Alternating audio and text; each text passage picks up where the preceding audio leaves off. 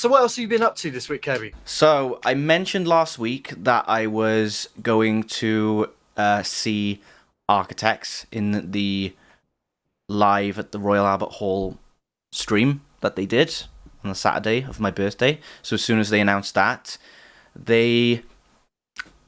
I was ecstatic because, to be honest, Architects are a band I hold dear to my heart. And if I could sum up this gig in one word, I think this sounds like it was recorded in studio. Like it was that incredible.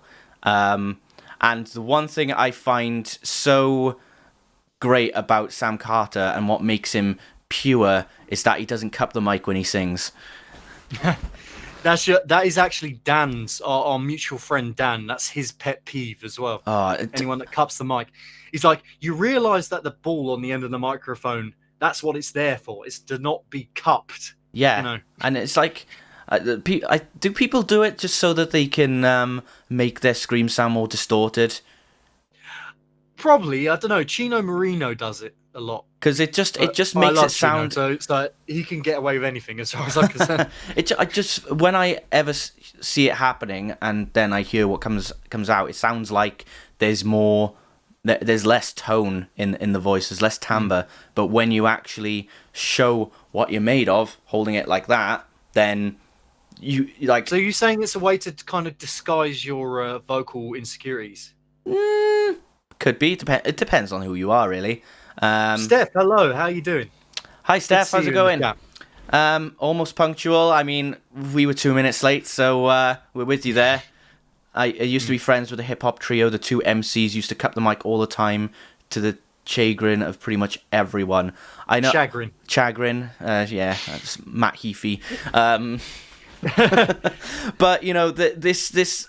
I think if I had, like, one critique of the gig itself, I would probably say that maybe it was a bit short because it was an hour and 10 minutes. They could have fitted a bit more into it, but the way that Sam Carter performed with his vocals, I think, and considering he can't really point the mic to the crowd to say, oh, you know what this bit is, it really, he just went all out, and you can tell how all out he went when they get to the song Holy Hell, and it's probably one of the toughest songs to sing, because it's just belting all the way through, which I know is like a staple of Architects' music, with maybe some blares here and there. But it definitely, that one definitely just is always kind of like the same high tone in most of the song to make it sound that much more epic. And I know we heard Black Lungs, which I think they accidentally leaked last week because we went back. I still haven't private. heard it actually. I know Animals. Did they do that one?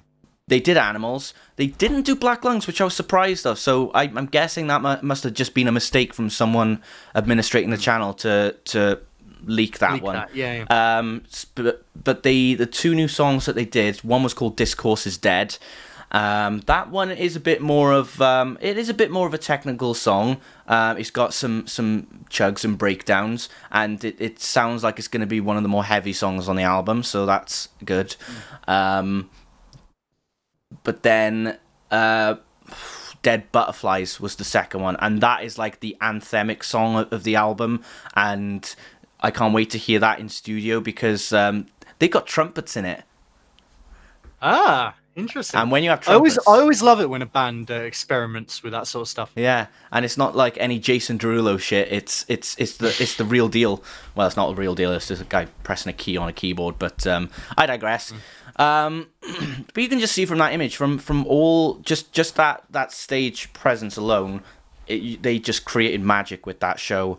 And even they did an acoustic set, like they did Memento Mori and A Wasted Hymn, and they still stayed 2 meters apart from each other. But it was just that little cool intermission between the show. That's pretty cool. Josh Middleton is in Architects now, right? Yep, he's right there. Because that Silosis album that I listened to this year is right up there in my albums of the year. Yeah. It's phenomenal. Architects, for me, I haven't listened to enough of them really. Hmm. I know Alpha Omega. Oh, which is a so good tune. Daybreakers, yeah.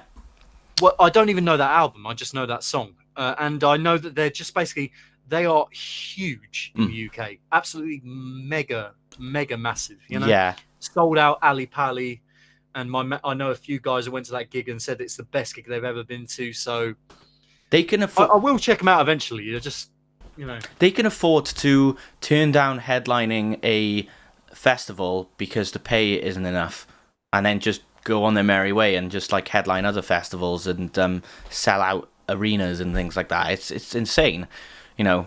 Like if Parkway Drive is like, you know, massive around Europe and even the UK and stuff, you know, Architects are quite high up there as well. So I think this album is going to be pretty big. It might be a bit divisive for some people, as has been shown, but I think there are those people who are going to appreciate the change that they're going through. Like, it doesn't sound like they're lacking in creativity with it. I think it just sounds like they're trying to go for a more sort of atmospheric approach in terms of electronics compared to the technical stuff they go through usually. There was a lot of comparisons on when that song was first aired on New Music Saturday to Bring Me the Horizon. Bring Me the Horizon always just seems to be the band that people go to these days. I feel like this band are a lot less disingenuous than Bring Me the Horizon are. You know, a lot less cynical. They're in it because they love the music and they're passionate about it, you know? Mm-hmm. And that's not to say that, like, Bring Me, the suspicions that what Bring Me's intentions are or anything. But you can definitely see that Architects have a bit more consistency in the past with their music than Bring Me. I have respect for Bring Me for that bringing Nova Twins and Baby Metal on their latest album. Yeah, you know, and really show, you know, it's particularly with Nova Twins, who are up and coming artists. They're really good. For Bring Me to feature them on a track and showcase them is a really noble thing to do. But I didn't like that album very much. Okay, fair enough. I think it was an album that was needed after Ammo, but let's not go too much off topic. Yeah, let's not go too much off topic. Sorry. So but yeah, Architects. It's going to be interesting, this newest album that they're going to do. Whether it's going to be mostly kind of tracks like Animals, or whether it's going to be their usual, more technical affair. Yeah, and I guess we'll wait and see. Yeah, they ended the set with they started it with Nihilist. What a song to start out with! Have you heard Nihilist by any chance? I have not. It's the one where they say, "Oh, gods have abandoned us," and it's just like absolutely chugging, and then right at the end, I was like, "Yeah, I'm calling it. Doomsday's going to be the last song," and it was. So there you go. What makes sense. So if I had to give it a rating out of 10, I would give it a 9.5. That sounds a bit too generous, but I think I don't think there was many. It just, if you can sound like you are in the studio like that, then absolutely. And I would knock it down if I found out that they played it earlier in the day and it wasn't a true live stream. But I trust them. Okay. Good stuff. Okay. All right. So that's Architects then. I will check more of them out at some point. I just don't know why I haven't really had the time to fit them in yet, but there we go. Yeah, it is what it is.